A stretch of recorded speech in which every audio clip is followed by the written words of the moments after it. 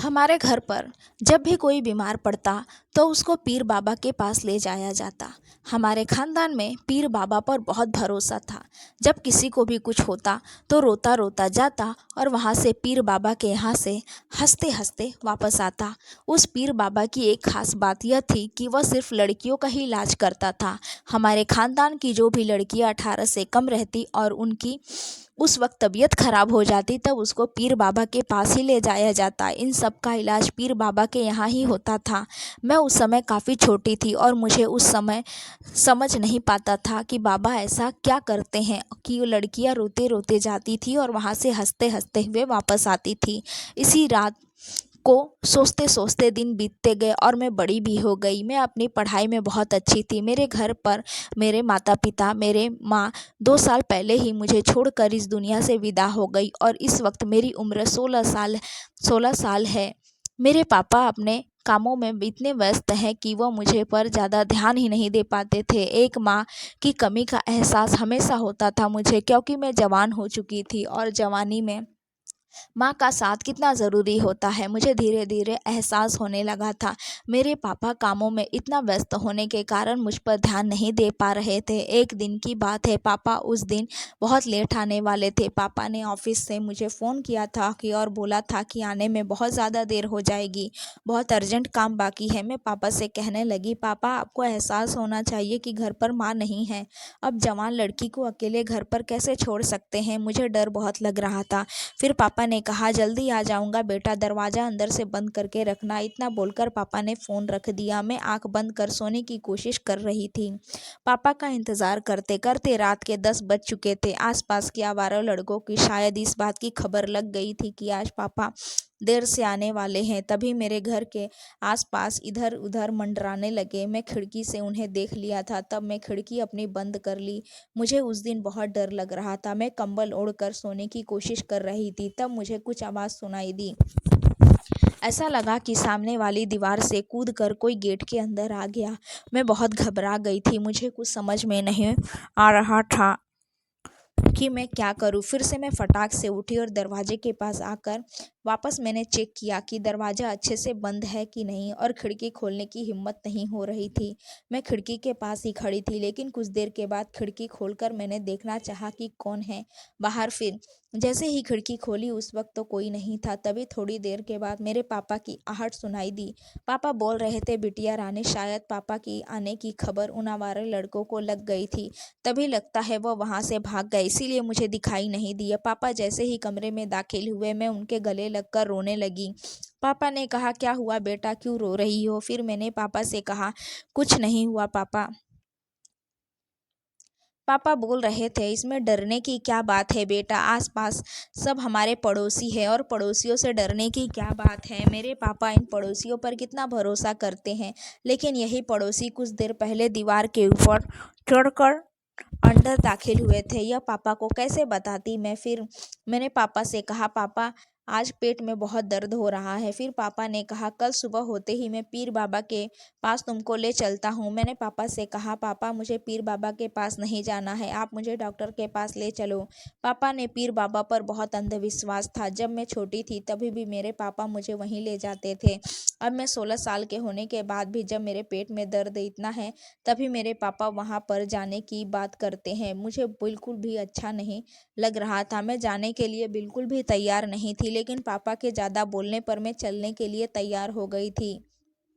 पापा जब मुझे पीर बाबा के पास लेकर गए तो वहाँ बहुत ज़्यादा भीड़ थी। मैं वहीं वहीं बाहर बैठ गई। तब पापा पीर बाबा के पास गए और उन्हें बात बताई, क्योंकि पापा उस पीर बाबा को बहुत अच्छे से जानते थे। इसीलिए इतना इतना पीछे नंबर होने के बावजूद भी पीर बाबा ने सबसे पहले मुझे ही देखा। पापा मुझे पीर बाबा के पास ले गए। फिर पीर बाबा ने कहा, यही तुम्हारी बेटी है।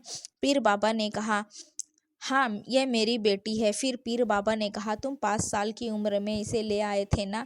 फिर पापा ने कहा कि हाँ, उस वक्त इसको बुखार था, लेकिन अभी इसके पेट में दर्द हो रहा है, हाँ दुआ कर दीजिए जिससे ठीक हो जाए। फिर पीर बाबा मंत्र पढ़ने लगा और उसी के पास बैठी थी। मंत्र पढ़ते पढ़ते वह कांपने लगा और जोर जोर से अपना सर हिलाने लगा और बोलने लगा कि तुम्हारी बेटी के ऊपर शैतान का साया है।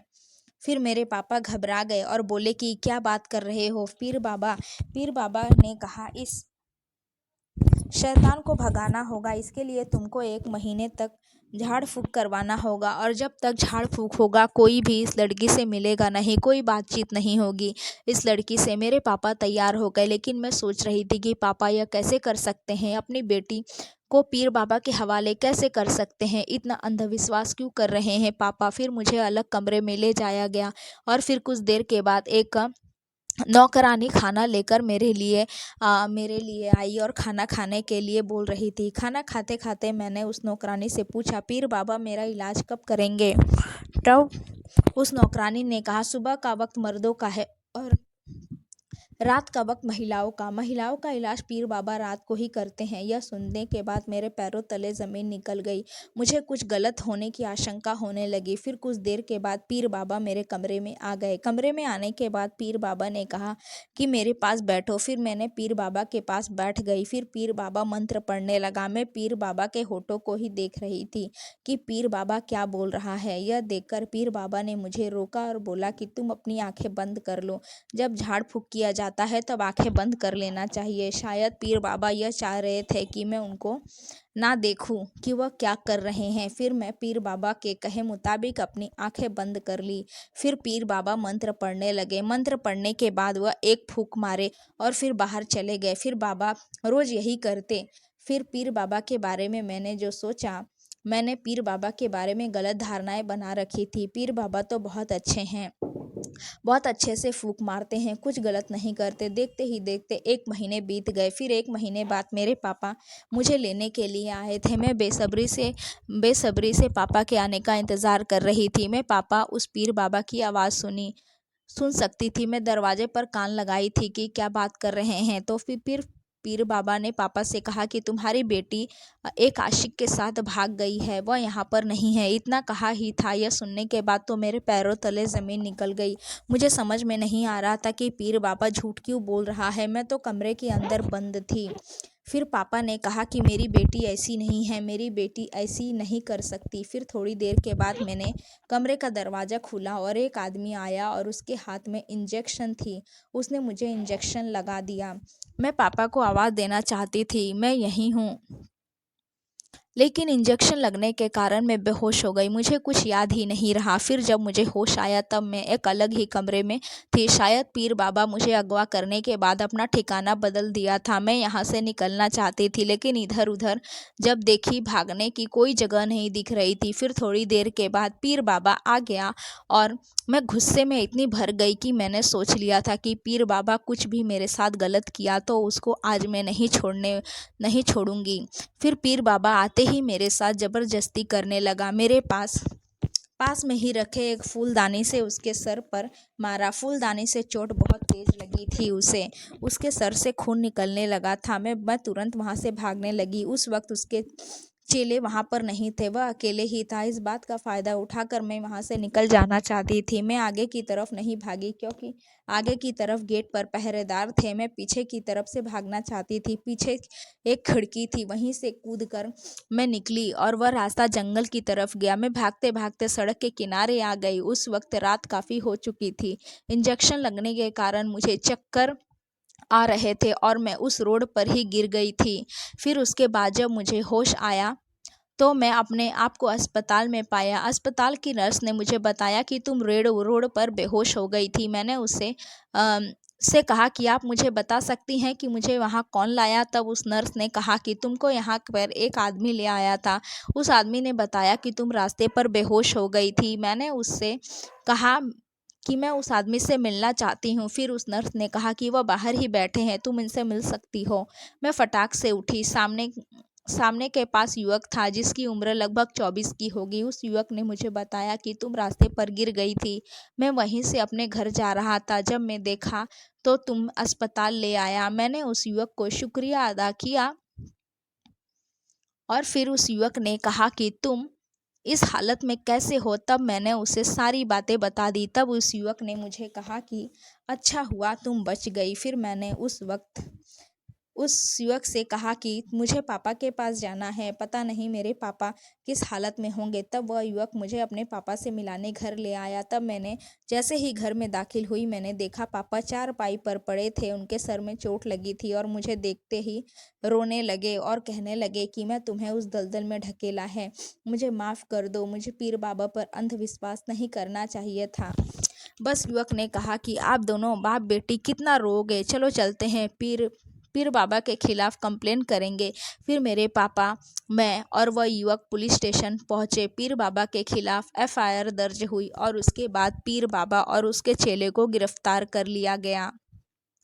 फिर युवक ने मेरे पापा से मेरा हाथ मांगा और कहा कि मैं आपकी बेटी से शादी कर सकता हूँ।